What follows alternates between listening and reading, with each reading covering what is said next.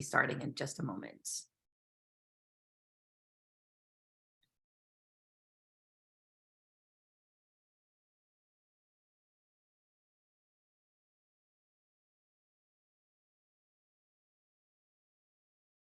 Hello, everyone, and welcome to the second season of JCTC Conversations talk series Black Space with my next guest, Natyna Bean.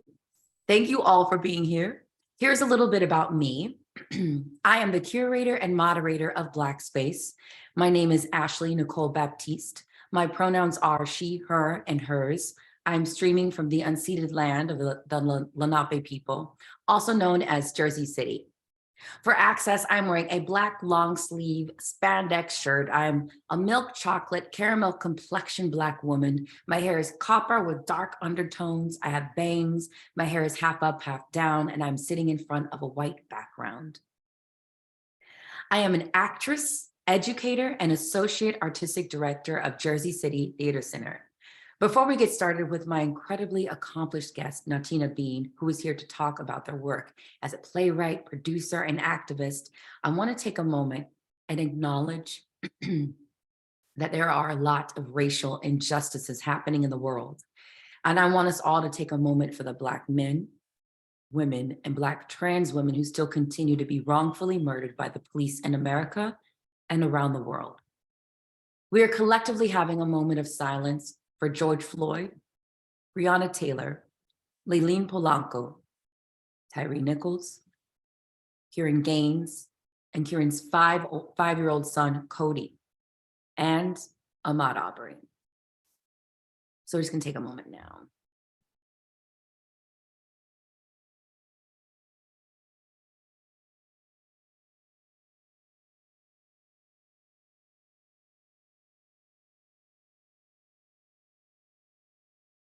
Thank you for that. I was speaking with my guest earlier before we got started, and we're just talking about how unfortunate it is that the names, it just keeps adding on. So I could say much more names, but this is what the list we have. We want to continue to hold space for all the ones we did not name. So thank you. Okay, so now let's talk a bit about Black Space. The Black Space series was curated because I want to create a digital video archive where Black artists from around the world come to have a candid and human-to-human exchange about art, race, and life. I hope that anyone who chooses to sit in on these conversations will learn something about themselves and the world by listening to another person's point of view. This series is about expansion and pushing past preconceived notions of Blackness. We invite you to join in on this conversation with us and learn how you can be a part of the conversation to build community and forward positive movement for Black artists around the world. Feel free to comment in the chat box below and also be mindful of what you are typing. Tell us what you're curious about based on what is coming up in the conversation. Ask questions in the webinar chat and I'll make sure to catch the questions for us. We will read the questions near the end of the conversation. I am so thrilled and honored to introduce you all to my special guest today, Natyna Bean. Natyna is off camera, but if you would like to type hello, I'm sure she would be happy to see your name pop up at the top of this, at the bottom of the screen. Before we get started, I would like to make some acknowledgements. I would like to say thank you to our sponsors, iHeart Greenville, Hudson County, New Jersey, Princeton Area Community Foundation, and the New Jersey Arts and Culture Recovery Fund. And thank you to Olga Lavina, my artistic director. You've been such a great collaborator on this journey with me. I appreciate you. Thank you to the entire team of JCTC who worked hard to make this possible. Thank you to Ryan Brooks, who is helping me behind the scenes with tech. I am eternally grateful to you all. I am so honored to have the opportunity to shine the spotlight on this amazing artist, Natyna Bean. Here's a bit of her bio. Natyna Bean is a multidisciplinary artist and educator who celebrates Black queer folks navigating and interrogating the presence and impact of American carceral systems, combining her upbringing in Philadelphia, multi-ethnic background, and experience as a community worker and theater artist. Natyna confronts internalized behaviors of harm through storytelling, curricula, and song, exploring the possibility of self-sovereignty and asserting hope in hardship. Natyna's work has been produced, published, and or developed with Rattlestick Playwrights Theatre, the Great Plains Theatre Conference, the Playground Experiment, the Fire This Time Festival, Moving Arts Theater, 24-Hour Play Nationals Theater, Lacady, University of Nebraska, Omaha, and more. Natyna was awarded the 2020 Lorraine Hansberry Lilly Award and the KCACTF National Undergraduate Playwriting Award, a finalist for the NYSAF Founders Award, and a creative resident of Space on Ryder Farm. Natyna is an NYU Tisch alum and holds an MFA in playwriting from the New School for Drama. In addition to her dramatic work, Natyna is a lead teacher for the Octavia Project, a co-host of the podcast To Whom This May Affirm, and is a producer for the NPR syndicated show and podcast Our Body Politic, a media platform that centers the impact and experience of women of color in politics and the news. Now, without further ado, Natyna Bean, can you turn on your camera and introduce yourself and say hello to the people and give a description for accessibility? Thank you. Hello, happy Sunday, everyone. It's really lovely to be here with you, Ashley. My name is Natyna Bean. I think I'm in this very present moment, I am not affixed to any pronouns. She, they, John, I'm receiving of all. I am wearing a long sleeve purple button down collared shirt. I am wearing gold hoop earrings, a gold necklace, and I would say, I don't know my browns really. I'm a chestnut brown. Yeah. Black femme person, black for blackness, yeah. And I have an afro. And my mother's gorgeous cheekbones. So I'm really proud of that feature. Yeah. So. You know, I always love when I have people describe themselves. I'm always like, yes. That's the way they put themselves. I'm like, I love that description. I'm gonna steal that. You know, okay, so you are so deep that I'm like, where do I begin as far as when I have conversations with you, or even just like when I experience your work? So first, let me just, so people know who's here. We met because I was hired as an actor for your play, Malignant. And I had such a blast and didn't know. And it was interesting because how we were introduced was during COVID. Right. It was all via Zoom. Mm-hmm. And it was like one day or two. I can't remember. I think it was one day or something like that. Right. And then I was brought back to work with you for the same role, which I love playing that character because I'm always playing the sweet, nice person. So it's nice to kind of be like that little extra spice to that antagonist. You know, I was like, I like that. And so, but your work, okay. So in your bio, you're saying asserting hope in hardship. Mm-hmm. I think that really resonates with me as a human being. Yeah. When I read your work, because when I was doing Malignant, there's this hardship happening with the main character trying to figure out, is she going to go into this world, you know, and how she continue to keep herself who she is. And then my character is all in, very militant about that thing. But then there's this hope that comes at the end, I think through the mother, of having the truth come out. And I'm just curious about how that shows up in your life. And when you experience hardship, how are you keeping the hope through? How does that look for Natyna? Yeah. Thank you for this question. So I should probably also mention that I am currently on the unceded Lenni Lenape land as well. I'm in South Jersey. It's renamed to Williamstown, New Jersey. It's a small town, my family home.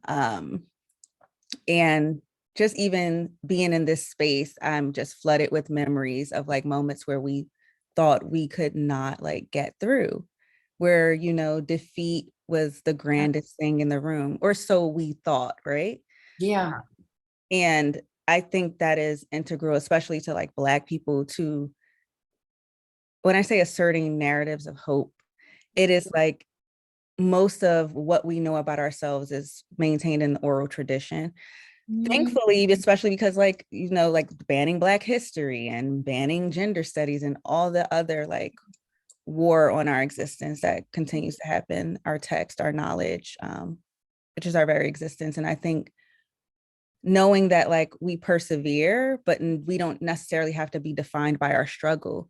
We can be defined by like our ingenuity. We can be defined by our community.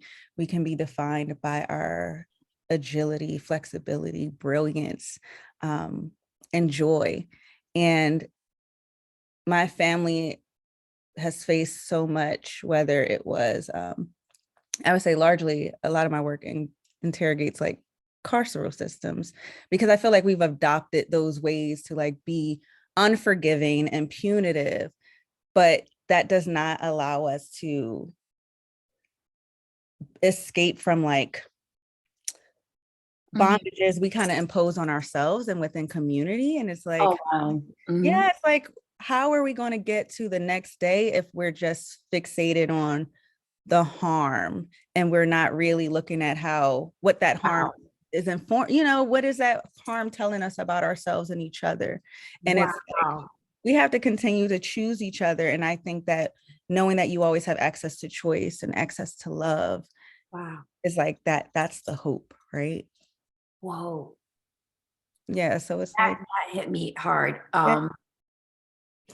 Whoa. Okay. So I think maybe this is why we're having this conversation, because I'm like, there's something about your work and it hits me like on a emotional level. It hits me on a spiritual level. Like I was saying, when I was watching Light Work, I was like, and it was in the poetry at the start. When he's like, Ben, I don't know how to say the Spanish, like Ben. Oh, yes.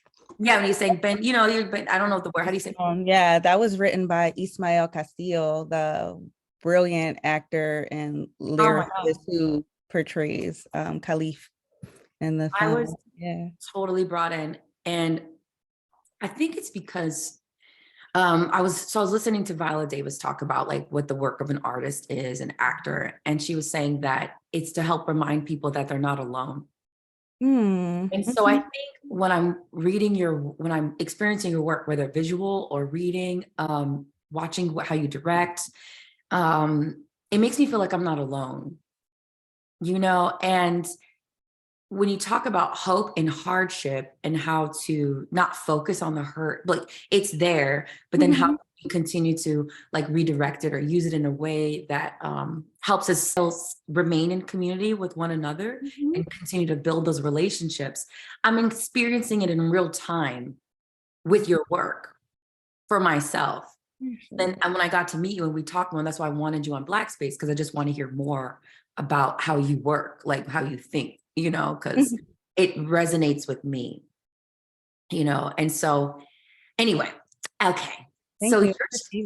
You're welcome. So your podcast, you have two, that one you produce and the one you're actually on and hosting and speaking. So To Whom This May Affirm. What I think is so cool is you're reading the tarot cards, but you read like, can you tell me a bit more about how that influences like the conversation, how that goes, like how you know what you're going to talk about for that day, or how influences, the podcast. So we're in a bit of we're reimagining how we actually want to engage. Jeremy and I, co-host and the creator of To Whom This May Affirm, Jeremy O'Brien, brilliant storyteller as well, musician. So deep too. I've been listening to him talk. Like, damn. Okay, like that is my sib. I'm really grateful to do this work with Jeremy.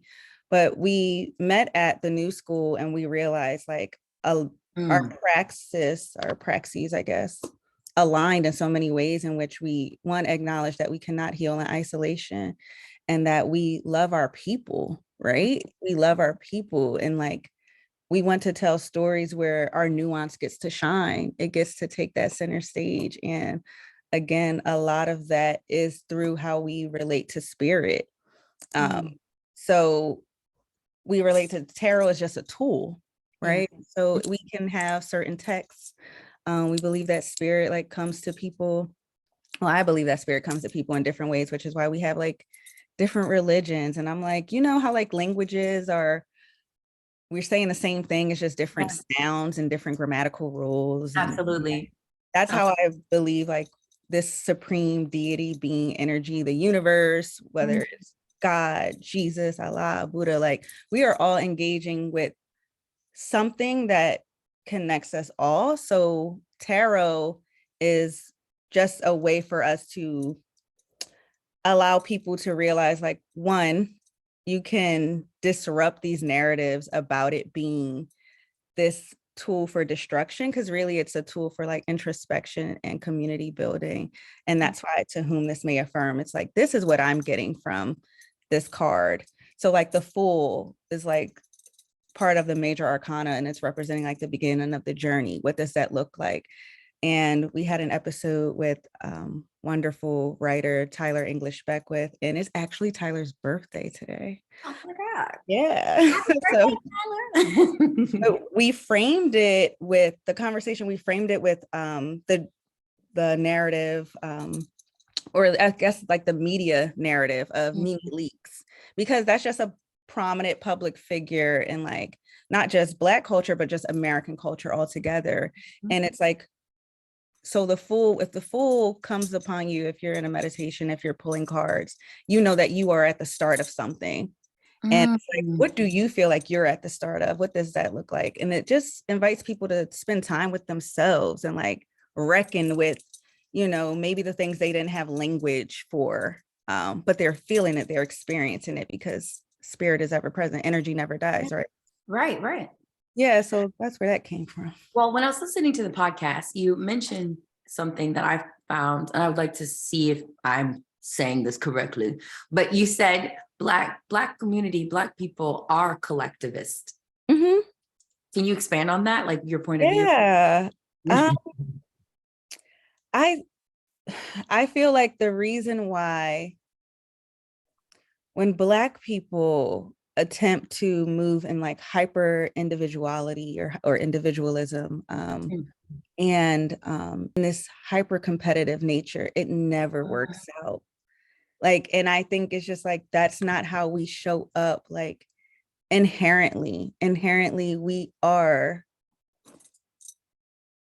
I don't like, we need each other. And I mean, I can only speak to Blackness. That's what I know. That's who I am. Right. And what I know is like, even going back to like the ways, again, hope and hardship, chattel slavery, enslavement, that's how we like built out fictive kinship. And I even like, I want to interrogate the word fictive too, because then it's like, no, it kind of like, it may kind of diminish the legitimacy of the, What does fictive mean? So, yeah, right. So fictive, what does that mean? Fictive kinship is basically the concept that we chosen family. So the chosen family. So it's like, say if your baby or your mama or your other blood relative, right? Yes. Sold or, you know, they were murdered or separated from you in some kind of way. You're now adopted into other families, right? And it's like, wow, that is just something you know to do, is to embrace and build and share, right? And that's something we have been doing. I'm sure that isn't something we just stumbled upon in the Americas. I really believe that is something that like has been with us from Africa and whomever we were prior to then, like, wow, in isolation. Yeah. So whoa. Okay. So I am a big believer in, for myself, as I build my community, of not only just taking what I was born with and dealing with those immediate family, but also choosing my family too. Choosing like, you know, another maternal mother figure who I see more closely related to me as my mother than my actual blood mother, you know, or like someone who's like another form of like a father figure who can provide certain things for me that I may not be able to get from my own biological dad, and so forth, as I go on and extending that. And I think that does help a lot if you don't have the support you need, there's a way to find it. And Mhm, as Black people and as a Black woman, I feel like that's just innately within me. I'm mhm, always building. mhm. Like, Exactly. and I don't even think about it naturally, like, oh, I'm creating this person as like my sister or something, but I don't know I'm doing it. But it's Right. because of the connection I have, with this person. Like, I felt so drawn to you Mhm. together because I feel like our spirits were communicating, Yeah. So I was like, oh, I want to build. I want to have her as a part of my network. I want to have her in my easy, accessible, in case I need to reach out, we can talk, kind of thing. So that's so interesting that you say that and that you've been noticing it and you can name it. Mhm. I I mean, think I think that's because language is important. That's the I think language is the and love, even though I don't want to relate to love as like currency, but language is like such a, I think, understated currency. Like, and that's Black culture. Like we call each other sis or sib or bro, and we're not thinking about the biological, you know, true. relatedness. Connection. Yeah. Yeah. Mhm. Just I also wanted to say this, I want to make sure I say it. I would love to be directed by you in the future. I Yeah, think you have a Ashley, really come great on now. You you already stuck with me, Ashley. great. I love with you. So you have a really great eye. When I was watching Light Work, and then what is the video that Jeremy O'Brien is dancing in? What is that? So Jeremy O'Brien's, that's actually not Jeremy O'Brien. Oh, who is That that? is Nikki Nixon. That is a collaborator and close friend of Jeremy O'Brien. And we're built Oh, a relationship as well. Wonderful artist. that's gorgeous. And he choreographed it himself. Oh, Yeah. So this is for Jeremy Single Please. And yes. this is Oh, that's such a beautiful song. it's the EP Oh is my the God. whole thing. Like this is, yeah, I've been really blessed with my community. It's just Mm. people who are again like willing to tell these stories that I don't know. It affirms me or this is how Yeah. I'm feeling, and I hope it resonates with you. But yeah, that actually we worked with a wonderful cinematographer and Oh, Aaron Lamar, and gorgeous. Yeah. we initially considered so many different like scenes and different possibilities, but Jeremy was like, no, I kind of want the video to feel like, to represent like the simplicity and the poignancy of the song. And I was like, Oh my God. let's do that. I Let's was like, do that. So we wanted to have like a Alvin Ailey feel to it. it totally did. I wanted to get in there and dance too. I was like, can we do one with just me? Like, Yeah, we could. We should. I'd be down for that. Before I move on to this thing, I just had a quick thought. Yeah. So we met through we're doing the playwright. It was like a playwright festival, right? With NYU. It was like a Yeah, it master was our plan. thesis. See, Uh, so, and mhm. I had just I still feel like I'm a fairly new graduate at Rutgers University, Mason Grove School of the Arts and everything. I did the MFA acting program. If we want to, we do not have to. So I'm not going to force you to talk about this, but but I can say for myself, Yeah. having a BFA in acting from Cal State Fullerton in California, a PWI, predominantly white institution, and Mhm. then going to Rutgers University, another PWI, predominantly white Mhm. institution, for my MFA in acting, majority white teachers, all that stuff. And then having to unlearn some things Oh yeah. I was taught to do because they don't necessarily resonate with how do you teach black actors. I had a teacher one time straight up tell me, don't be black. And I was like, what? It really, Not at Rutgers. That was at like, State Fullerton. But I was like, do that's you tell your, like homicide. What yeah, do you do mean? you ever Don't be tell, me? and how do you tell your white students, don't be white? Like, you're acting too white. What? Right. And so if there's anything you want to say about how you had to PWI. recover or like, recuperate after leaving and graduating and like, coming back to yourself, because to me, you are brilliant. And if they ever made you feel anything less, they're dumb and crazy. Like I thought you're just from jump. I was like, this person is amazing. I Thank love her. you. So Thank you. I was glad for you. I'm still recovering, I think. I'm still unlearning all the things because there's a certain rigidity in this, like what they think like the American theater is. So like you named, I went to NYU for undergrad, PWI, and then the New School for grad, PWI.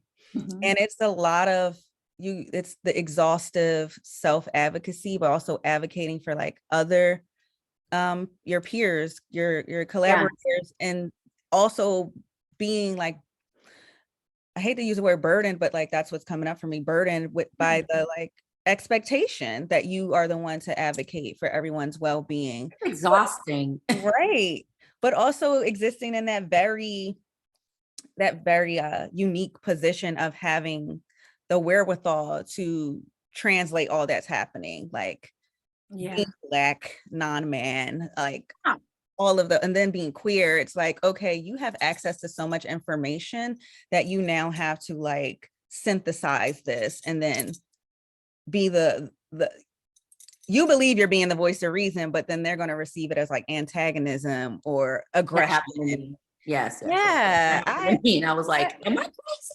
yeah, there were so many moments. Or am I crazy? Like, I think I was just, wait a minute, hold on a second now. You know what I mean? Exactly. Isn't it 2020? What's and so Yeah.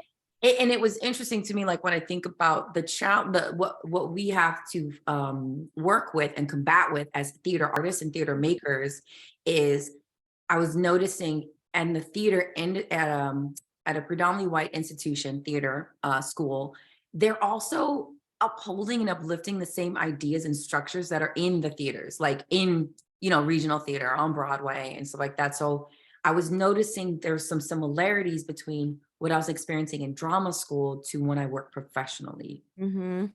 Damn, I'm still having I'm bumping up against some things that is familiar to me because of school, or vice versa. Anyway, so I just wanted to touch on that a bit, because I rarely get to have these kind of conversations with someone and have them voice what their experience was like at a PWI.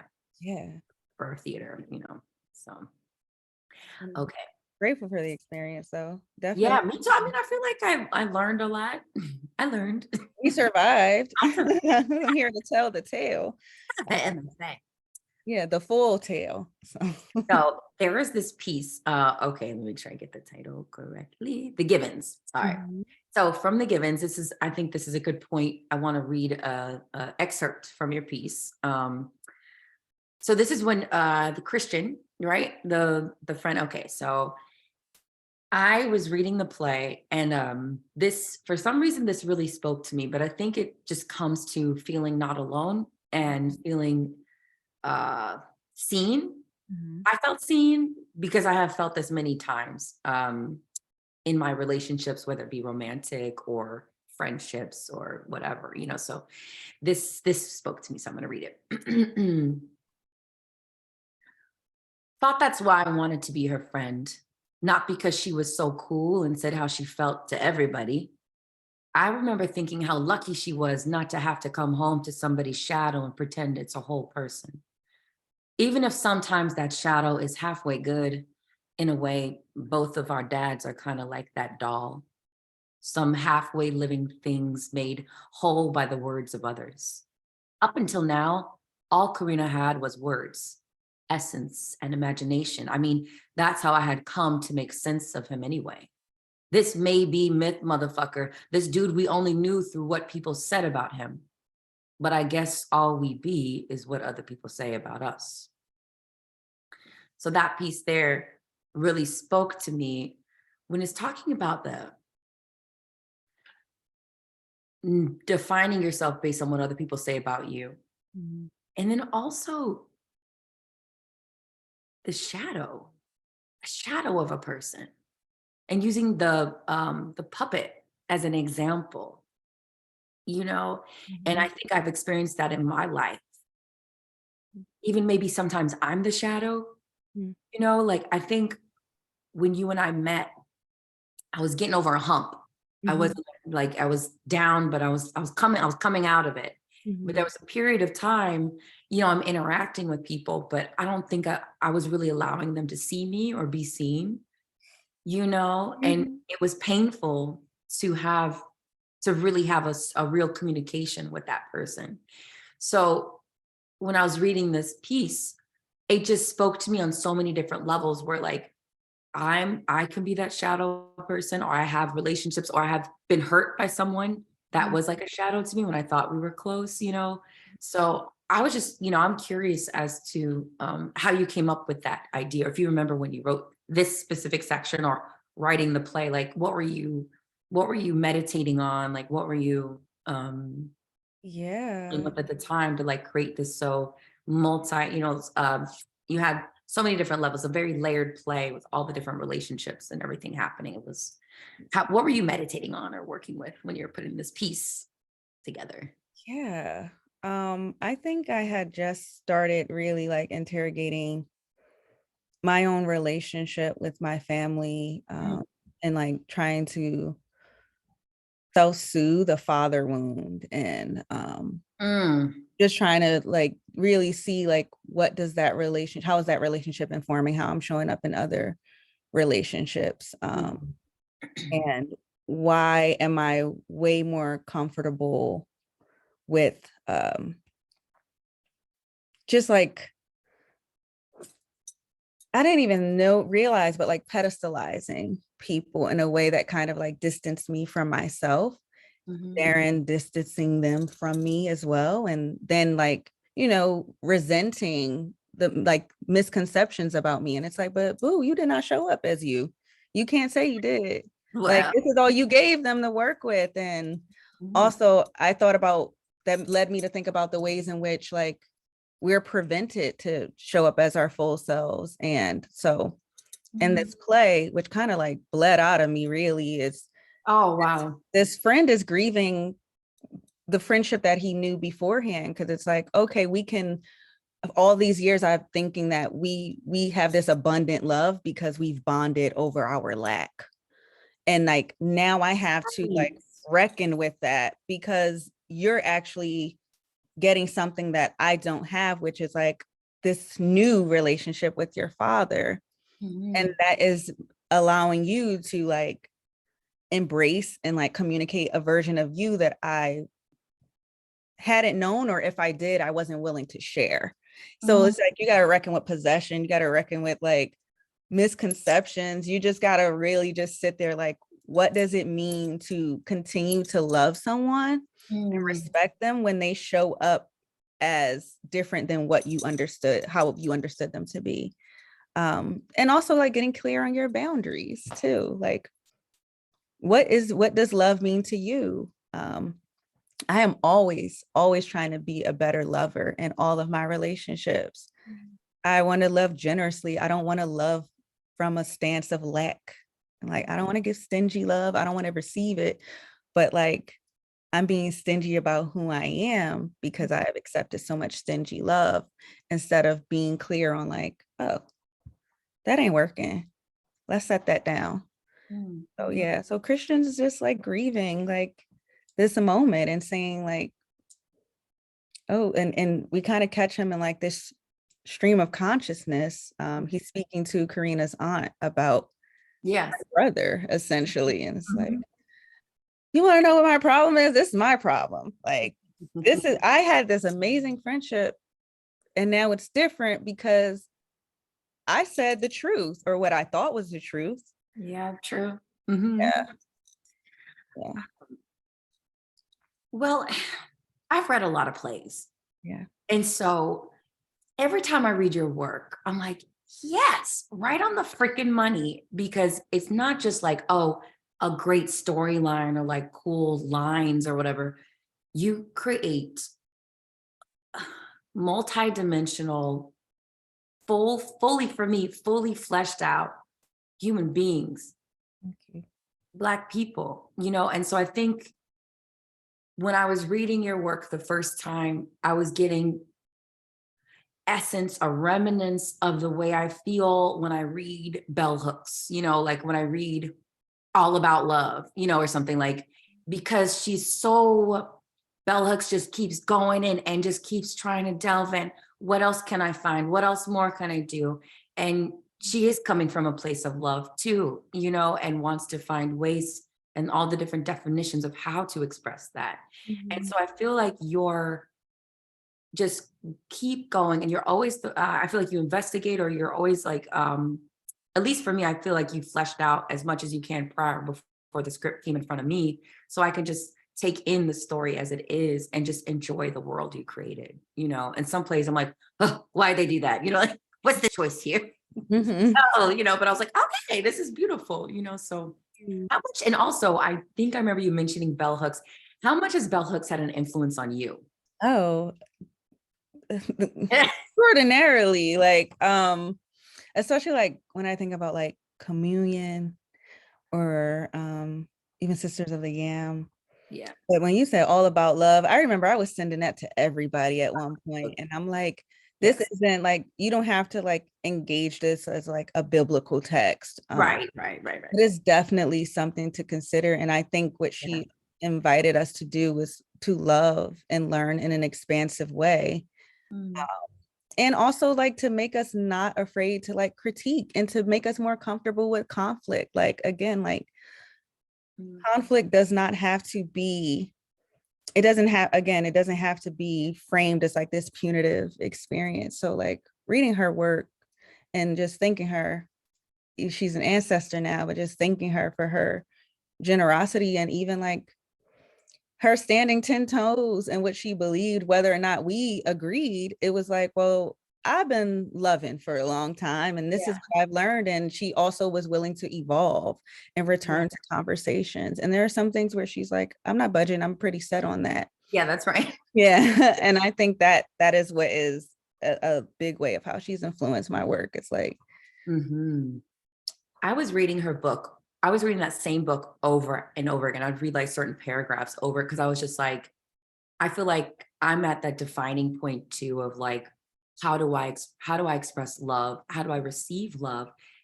And how is that an action in my life? How am I activating it so that people can receive me and know that it's a place of love and not control or needing to possess, you know, or want me to be possessed by anyone.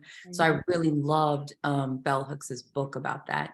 Also, your name, I was wondering, I was trying to be sensitive to how you write your name, all lowercase. So I've been trying to keep it all and everything. Is that okay? Or like, how is that? I think I realize that there are certain things that like I'm throwing on the boxing gloves about, but like stuff like that, I especially having like gender queerness and especially but yeah, that is a nod to her. It's also a nod to, that's what I thought. Yeah, it's just really about like my relationship with my name, especially like being like Black people in Americas, right? Like I have this very contentious relationship with like my legal last name, and like, yes, it's my family's name, but it's like, this is also a property tag. And that is, but my mother gave me the name Natyna and my mother gave me the name Bean. And like, I want it to be as prominent as possible. And somehow the things that we pay more attention to are the more subtle these days, especially when we're just so much noise and we're overstimulated. It's just like, we're engaging with so much, especially in this very like highly technological, there we go, English, technological era. So yeah, I'm like, Natyna Bean, I enjoy lowercase, you see it, you know it, like, my mama gave me that name. Also, your work, I can see influences of Lorraine Hansberry too. You know, and so I know that, so I believe also Lorraine Hansberry is an influence of yours, right? I have a fun story for you real quick about Lorraine Hansberry. So, at Jersey City Theater Center, we had this visiting director named Thomas Richards. His father is Lloyd Richards. Do you know where? Okay, so I didn't know that. And so I was like, when I was researching him, I was like, wait a minute, who's his dad? And then I read, Lloyd Richards introduced Lorraine Hansberry to American audiences when he directed A Raisin in the Sun in like 1964, I think, on Broadway. He was the first Black man to ever direct on Broadway. I still can't get over that. So we did some workshops with Thomas Richards, his son, this past 3 days at my theater with some other theater artists and stuff. And I just was like, Lloyd Richards is your dad, and he introduced Lorraine Hansberry to the world. I just can't believe that, so. That work is so important. Yeah. I'm thinking too, like, I believe Lorraine Hansberry at the time was like the youngest playwright to have been produced on Broadway, and queer Black woman, right? Right. And now I believe Jordan Cooper with Ain't No Mo is now the youngest queer Black person. So like, wow. And like, not that Broadway is anything we should just like, again, trying to divorce myself from pedestalizing like systems, but like there is something to be said about visibility and support and again, and that was directed by Stevie Walker Webb. Like, I'm just thinking about all these, like, I don't know. That's remarkable. That is Absolutely. A fun story to learn. But like, we get shit done when we do it together. I'm sorry if I can't curse. You can curse. Okay. I'm like, it's not a children's show. This ain't not reading Rainbow. If you have kids around, you might want to put them. You did say motherfucker earlier. You can watch this. Like, oh. Okay. This collar shirt on. And we have a good size audience today too, just so you know. So if people, while you're listening, if y'all have things you want to ask, this would be great. We'll make sure to look at your questions. If you're enjoying the conversation, just keep on listening and we're just going to keep on talking. Okay. It's all good. Okay. So I think, all right, I'm trying to see which one I want to move on to. Okay. No, let me ask this question first and then I'll move on to the next thing. All right. So one of the things I've observed about you, Natyna, is I love your balance between how you present yourself, whether it be feminine or masculine or the mixture of both together, like even with your headshots, like with a do-rag or like with a cute little crop top and like the skin showing, like I was like, that is beautiful and just so courageous and like just like dope because you're just being you and being present in all the things that define you. Have you always started that way of being able to find that fluidity within how you identify or how you present to the world? Or is that like a process over time that you came to? I think I came here how I came here. Mm-hmm. And I think I just had to accept who I am and how I am. And, it's with growth, with change, there's always, that age-old adage of growing pains. It's still here for a reason. Like it's here in conversation and in our thought processes for a reason. Mm-hmm. But I think once I decided to just love and accept myself, I've always had a very queer upbringing and a very matriarchal upbringing as well. And even if their sexuality was straight or heteronormative, the politics were queer. And I think that's the queerest thing about somebody is their politics, not even their sexuality. It's like, how do you show up in community and society for yourself and others? So for me, it was like a hand-me-down upbringing, but also like a grandmother who like made sure we all did the same task. Like there wasn't much like gendered deviation and like what the familial contributions or the labor was. Like my mom was very, she's a bookworm and she's also a writer. She's very brilliant, but she made sure to have conversations. She always spoke to us like we were people and not property, which I think that is something like a lot of our people are unlearning too when it comes to young people. It was like, I'm not just going to flex my authority just for the sake of flexing it, but like, who are you? Tell me who you are. Why do you think that way? Why are you curious about this? And I was the but why child. Like, so because I said so, never, like I can't go to sleep with that answer being the last thing. Like, give me something. Give me something.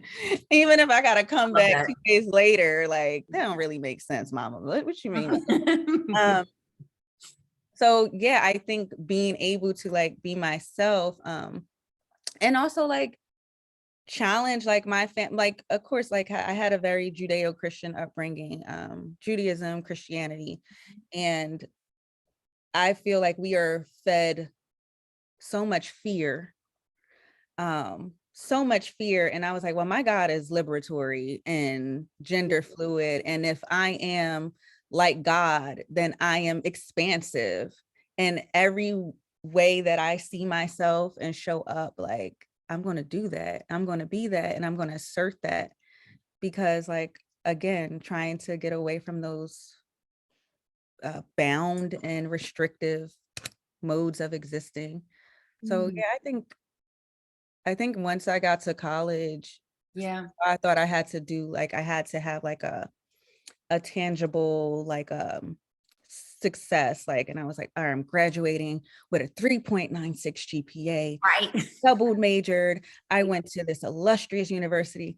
Now I get to be me. And it was like, even like my coming out, and that's a whole other story. Fun.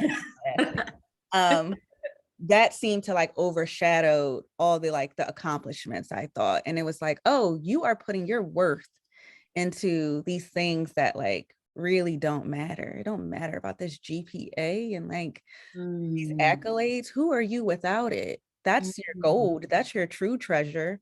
And I had to stand in that no matter how like difficult it got. And once I think people realize like, oh, being is being. It opened them up to being who they are, I think.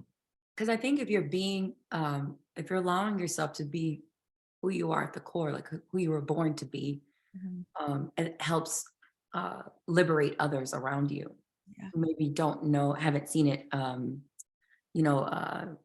seen it put in front of them, or I can't, for lack of a better word, I know there's another word I'm trying to use, but haven't seen done, so then they can say, oh wow, this is what it looks like to be free. But also, it's so interesting too about when I was listening to your conversations with Jeremy on Let Me Affirm, to who this may affirm, y'all talked about worthiness. And I've been having this conversation a lot with a lot of young Black women. I mean, I'm a young Black woman, but even younger, like than me. And I'm like, wow, this is so interesting because I'm still on that journey too. I feel like I have a lot stronger sense of self-worth and confidence now than I did like 10 years ago. But I'm running into young Black girls like where I was at 10 years ago. And then I'm running into women who are older who are like even more affirmed in who they are. So I'm like asking them for advice and guidance. How does your journey look on your having worthiness for yourself and knowing that you are worthy? How does that look for you? How do you navigate the world with that sense of loving yourself and self-worth? Ooh, that's a big question. That is, I know, I'm sorry. Therapy. Therapy, community, good community for sure. Like I'm somebody who, one of my love languages is words of affirmation. Like, I mean, it could have a trauma root, but who knows? It's like, let me know if this is making sense to you, or if not, like logically, energetically, is energetically sound to / for you. And then when I'm not with that, it's like I have those same conversations with myself. Like if I can't have that exchange with people, I'm still hoarding so much art and so much work because I am struggling with self-worth. Like I have hundreds of songs I want to share. I have stories. I have so many like half-written pilots or full screenplays that I'm just like, it's not ready yet. And yeah, I know. I'm committing to like releasing that, but that's what my journey of work. Know how many people? Let me just say, one got 10 seconds. We're gonna stop right there. Let me affirm you because I told you, I'm an artist too. So I'm like, I'm going to plays, I'm getting invited to stuff all the time.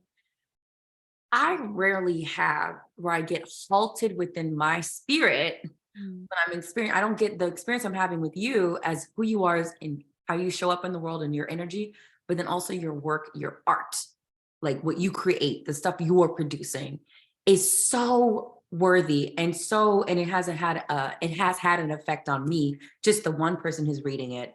But I see so much stuff out there. People, they're not even fully realized ideas, and they're getting produced, and, and who knows how much thought they put into what they're doing. Right. But you seem like such a thoughtful, talented, the talent is there undeniably, and so I need to see more of your stuff. Yeah. I want to read the pilot. And I need to share more of my stuff. Like, You're that's the brilliant. thing. You're excellent. Thank you. Thank Yes. you. Again, releasing that belief that I need to be affirmed or like validated by an institution or Yes, I hear that. yeah, because that is something I've especially all through my 20s. It was like, again, I was either living in the shadow or the shadow. And it was like, I'm what other people are saying about me. And it's like, you just have to be okay with being you, and those who resonate, those who rock with you, they'll be there. But like, most importantly, do you rock with yourself? What do you have to say? And I have so much to say, and I'm excited. I really do. It's like but building with like beautiful spirits like you, Ashley, like you and I just gravitated to each other. I know. We lifelong collaborators. This like, I love that. And Me too. and it's once I'm like, this story may seem weird and wacky, and it may make people uncomfortable to even like, I guess in their mind, like flip like the sister wives narrative and like what right. writing about this and like not writing these people as caricatures, right? Like, yes, come on now. Yeah, because I'm never interested in like heroes and villains. I'm interested in folk. So clearly, I mean, I'm like, that's why I said I feel the Lorraine Hansberry, I feel the bell hooks. And also like, do you pull on Lynn Nottage as well? Or like who other artists are you Lynn Nottage, Zora Neale Hurston. Oh, Zora Neale Hurston, that's right. He informs a lot of like just the way I approach my work, like that. On some excellent Black female just playwrights in general, writers who like great thought, thinkers and more so there's so many people. I've also been allowing myself to read a lot of novelists too, because I don't ever want to like even accidentally parrot another writer. Like I love like Erica Dickerson Dispenza. Like I remember when you and I were talking, I was like, this is very Erica Dickerson Dispenza vibes here. And you're like, I was like, well, I had Erica on Black Space too. I love that. I need to go watch it. Yes, it's on there. I'll share it with you so you can watch it. Okay, let me see what. Okay, are you okay on time, by the way? How are you? I'm good. I'm here. Okay. So I want to make sure I wanted to read the next excerpt from Malignant. So it's like near the end of the play, but it's the poem, and I read it in the reading, and I just want to read it again because it's just this, I was coming out of a darkness in my life. And so when I was reading this, it did give me a sense of hope, even though it's like, I'm the character who's doing this, but I was like, the words and the language spoke to me. So I just want to read it again, just to bring it. And I'm at a different place too. So bring it, see how that feels. Okay. The day of sad songs has finally come for me to release the secrets lurking quietly in my lungs, to profess them bravely and unburden my heavy tongue, to speak life into today, even if tomorrow should never come. If I can sing a song of sadness, that means that I am still here. If I can sing a song of sadness, then I can confront my fears of being left with my regrets. As my only friends throughout the years, if I can sing a song of troubles, that means my body's working fine, that my heart is yet still beating, that thoughts still circulate my mind. And if thoughts still live in my head as my only friends throughout the years, then I must admit aloud that I'm the true creator of my fears. So the day has come for me to sing, even if I don't feel so strong, because after all, a sad song can only last but so long. That was good.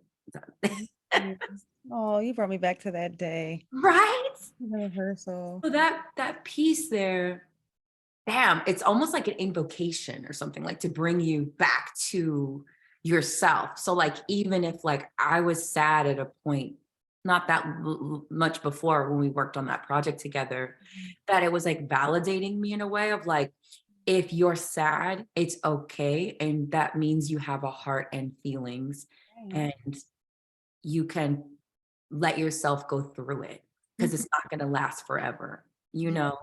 And it definitely didn't last forever.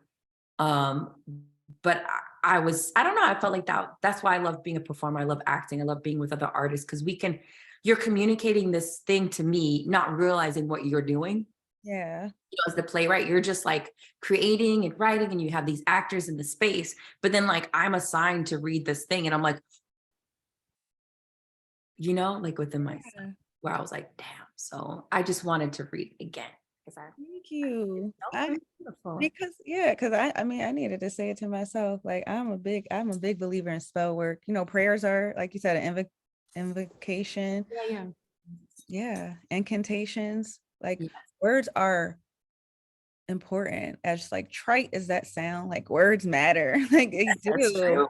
It's trite but true. Like it's, and maybe it's not trite, but I just feel like maybe it's just been oversaid, but they really do. And I think we forget about that. I think some Twitter users forget about that. Yeah. Know what you're saying, know what you're putting out there. Yes, absolutely.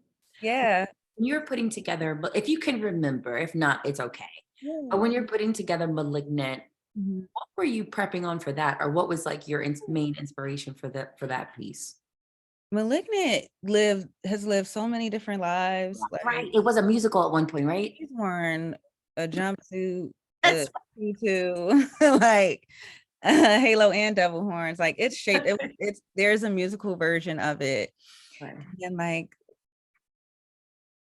I really loved it, and I really love it. And I remember getting this note from a professor. So I started writing it in graduate school, but I remember the musical version. I remember getting this note from a professor, and they said, oh, I don't think like a musical will be successful with only like R&B music. Basically, one, all of the music wasn't R&B. Like I also have like calypso in there. I also had like, you know, like the ballads, like which can fit into R&B. But I'm like, this, like, there's chanting happening here, and it was just like, oh, this is a Black play, so like this is like, to me it landed as like, ain't nobody gonna watch a little race music musical. And like, yeah, so oh my God. I think I was like, let me take a step back and actually get to the truth of this story. But like I when writing Malignant, I think I so many things, just like again, interrogating like relationships, love, but also like I wanted us to look at how like families adapt these like carceral behaviors. And it's like, why do I have to feel like I live with a CO? Yeah. Because I think differently than you, or I show up differently than you. And also like the ways in which like we've been made to relate to like gender differences, or like lack of, you know, people who don't even like business with gender.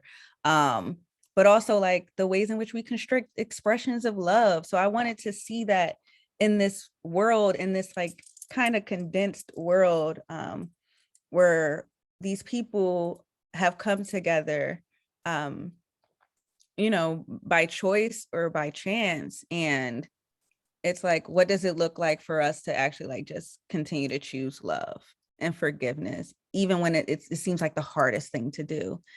And it's only the hardest thing to do because we've mostly been like fed fear for so long. Yeah, I think that's a part of trying to break what was given to us, offered as a way of being as a Black body in America, like fear, you know, how my parents were raised and passing it down to me. And then also when you're going out in your career as an artist, there's fear because they're like, you need to do this, you got to do that. You're trying to please all these people, you know, but it's like how I always find myself trying to get back to the child of me, of like why I was inspired to be an actor, an artist, because sometimes it could get it can get covered, or I forget because I'm so afraid, like to really lean into like, I'm supposed to be here, like, wait a minute, I don't have to I change. deserve to be here. Yeah. Yeah. Mhm. Okay. Let me see. Okay. I just want to make sure. Okay.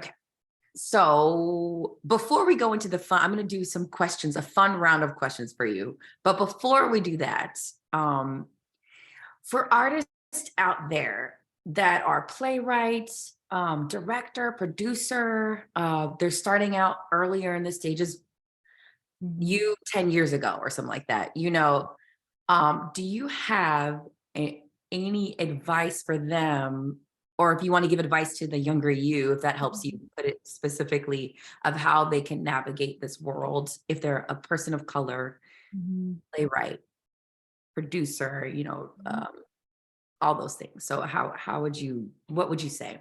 I would say, don't move to LA. I'm kidding. I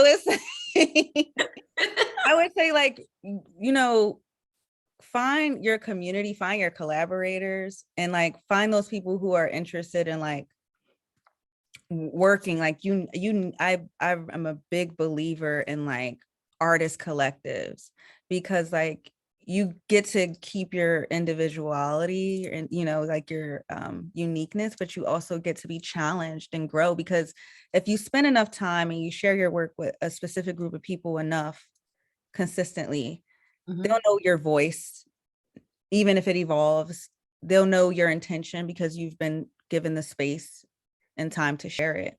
They'll know like your interests and like what you specifically are intrigued by and what's intriguing about you. And then you all can just continue to build and like create together, instead of just like instead of separating yourself and feeling like you have to stay sat in front of your laptop and apply to Fit 11 fellowships and so many prizes and awards. But it's like, just make the work, and make the work, especially when you're the most afraid to make the work. Ooh. Because that's the thing you really gotta lean into. Ooh. And put it out there, because you don't know whose life you're saving, especially if it's your own. That's what I would say. I feel that. Ooh. You said that lean into it, even when mostly, especially if you're afraid. What do you mean? Like, can you give an example?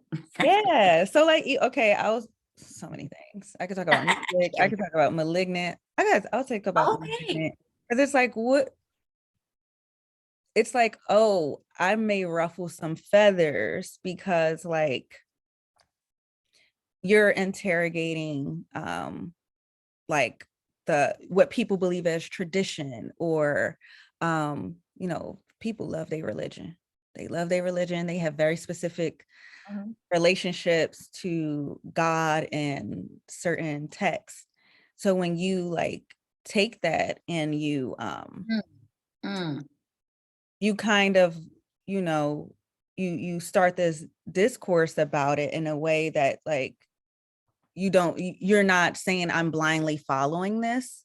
Yeah. I'm actually interested in discussing what it's used for. Like, what is the function of you repeatedly telling somebody or quoting the verse of a virtuous woman?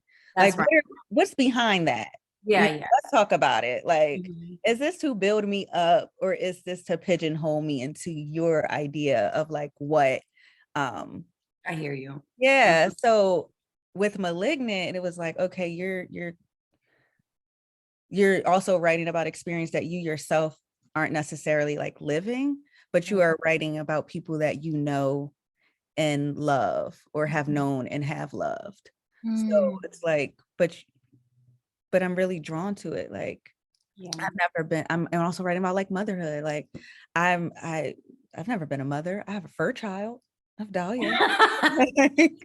I don't, so it's like being able to like really like write with integrity, and also lean into that ethnography and that anthropology and the things I've studied and that I still apply to my storytelling to again, write the humans and not the caricatures. Yeah, and also like songwriting. I've been songwriting since I was a child, and I used to like sing a lot, but then like I got really quiet. I got really comfortable being quiet and letting these characters speak for me. And it was like, you ultimately are Yeah. you're the omniscient person Yeah. here in these worlds you're building. So like That's it's okay. right. Yeah. So It's you true. can do that with yourself and your art as well. So I see that we do have a comment. I think so we have a comment, but it's more, it looks like it's a question, but it's actually a comment. So one of I told you I have a chosen family, you know, like I have my family that I was born with, and then I have the family I chose. So Sweet Honey in the Rock is one of my aunties. They're my aunties. You know, I performed with them at Crossroads Theater when we did When Day Comes, which was a play around their music, all their famous songs, you know, and so I just fell in love with them. They can never get rid of me. So one of my aunties from Sweet Honey in the Rock, her name's Natyna. She wrote a comment here for us, so I'm going to read it. You probably can see it too. But she said, please believe in the work that pulls your heart and soul. Plant your seeds and breathe into the knowledge that although you may never witness the blossoming, you have seeded the future. That's her trying to give us some inspiration yes. there. Thank you, Mama Natyna. Hey, Sweet Honey in the Rock, baby. They be thank coming you. through to my conversations, dropping some dimes. Yes. Such a gem. I needed that. Yes. So she's, you know, anyway, I fell in love with all of them. Anyway, all right. So we're going to go to the fun questions here. I keep calling them fun. You might find it torture. I don't know. We'll see. We're about to find out. So I am a geek, a theater geek, actor geek. You know, I love, like I tell you, I watch podcasts. I watch conversations with actors and Viola Davis. So anyway, as a child, I watched endless interviews with James Lipton on the Actor Studio. And at the end of every interview with whoever he was talking to, he asked these line of questions of these artists or actors, director, producer. So I'm going to ask you these questions. You don't really need to take a lot of time on it. Usually the first thing that comes to mind is totally fine. Okay. So know my mind. really talking this up right now. It's not like that huge, but it's always interesting what people have to say. Okay. Are you ready? Yes. Okay, here we go. All right. What is your favorite word? Ooh.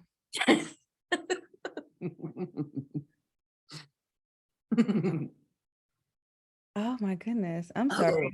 So many just flooded to my mind. Probably hallelujah. Oh, hallelujah. Okay, I like that. What is your least favorite word?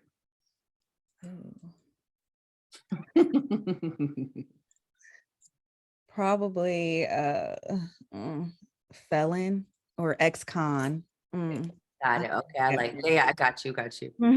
I have a funny story about that for you in relation to myself, but that'll be off camera. Okay. You can define this any way you like. It's not about. It doesn't have to be sexual. What turns you on? Tea, incense, some lovers rock.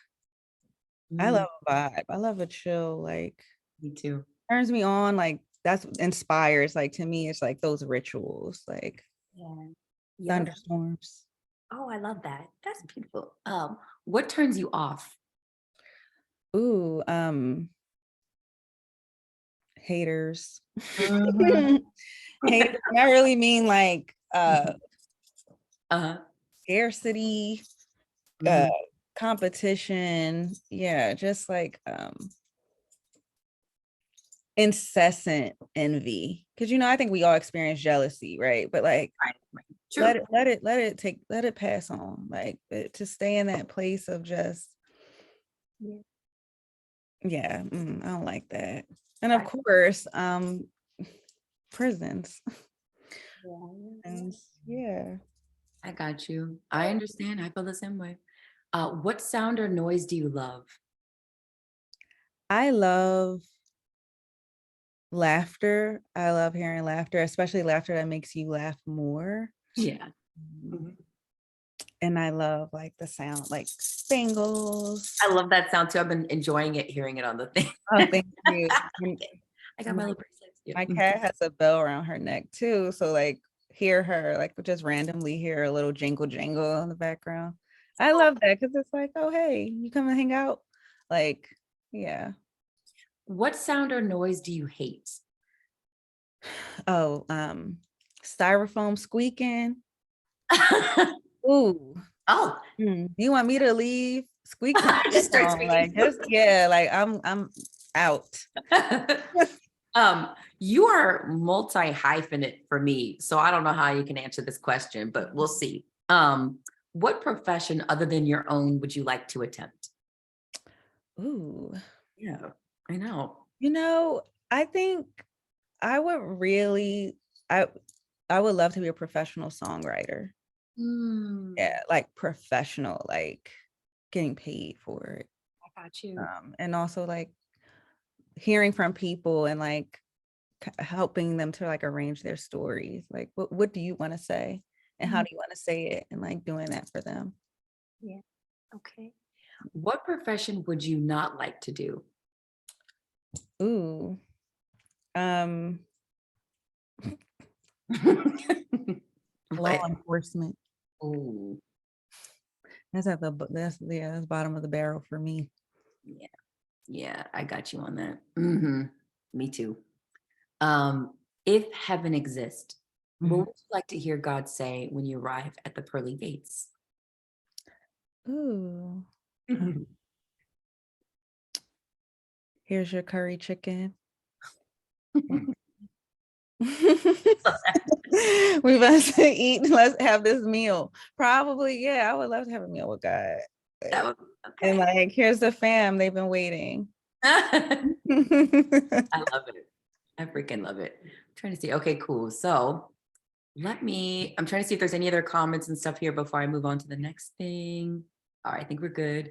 It's a good sized audience here actually today. So I just want to say I'm also really grateful that the people you invited and people I've invited and whoever else came from the JCTC audience, they're here. So I just wanted to acknowledge and say thank you for the people who've been here from the beginning to end. So the numbers just keep growing today. I've noticed it keeps increasing Oh, as, wonderful. as we've Thank been talking. you. Yeah, this is cool. So thank you for the community. So we both build community and bring our communities together. I like that. Ooh. So, Yeah. all right. So I have a closing statement. Is there anything else actually you want to say before I do my closing statement that I- you feel yeah. like you need to bring to light or you want to get off your chest as far as you feel like should be known or is there anything else you want to say? I want to say that the other thing I want God to say is that this too shall pass. Hmm. Like the state of this world, it has to end. These systems, like that, people will wake up and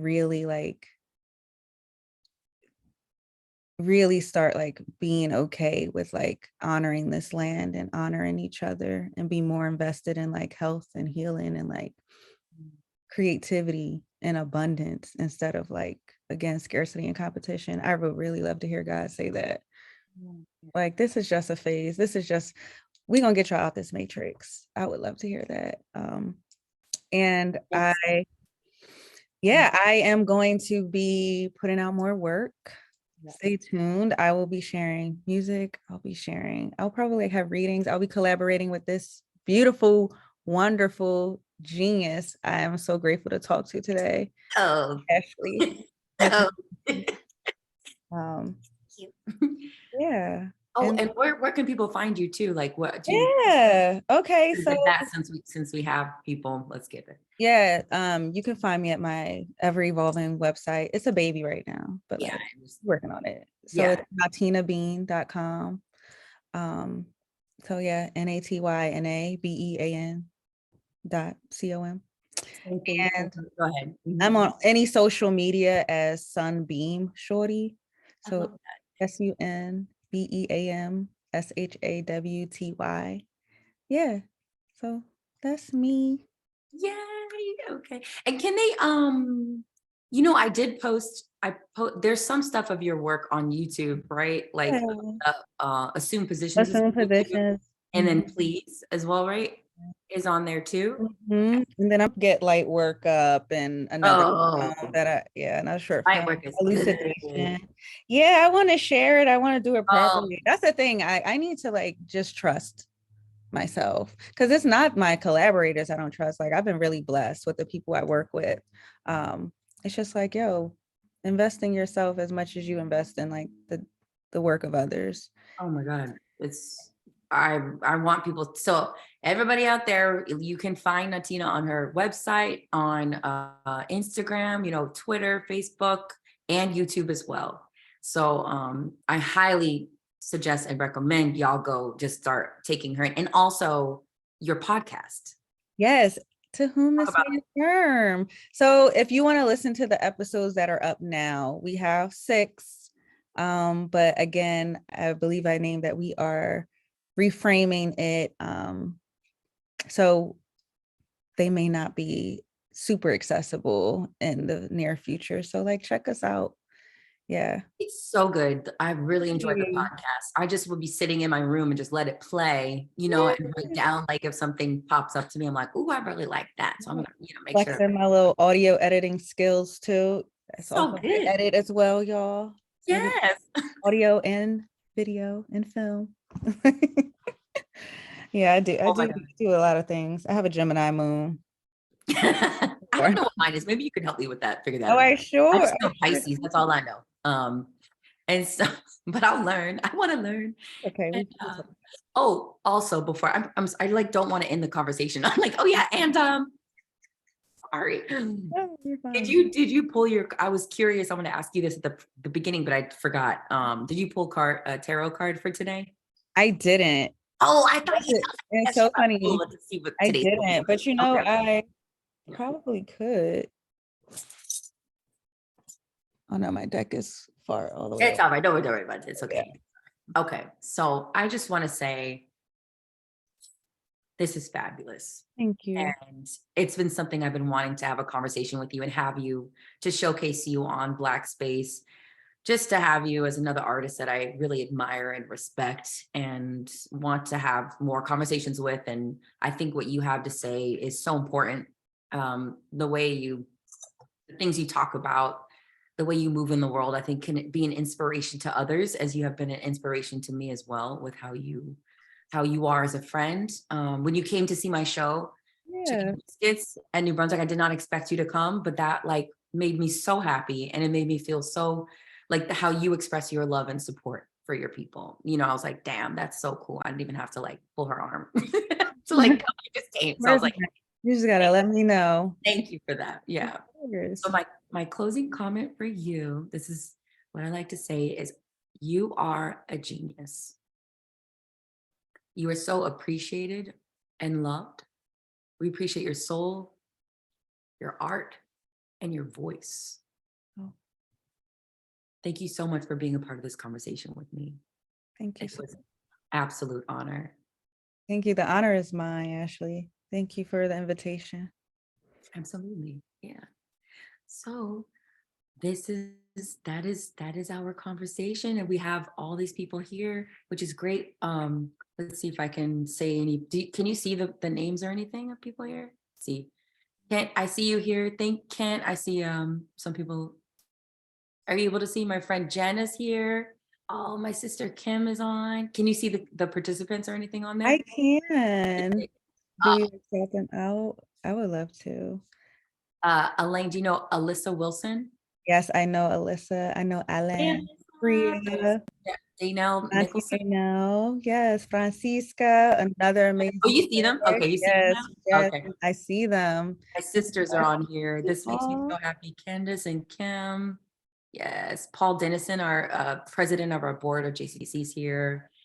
Everyone, thank you so much. This is so great. Thank y'all for tuning in, sitting through the whole conversation, and hopefully you learned as much as I did from Natyna and just through our conversation here. So without further ado, Ryan, you can end the stream. We're going to stop the stream now.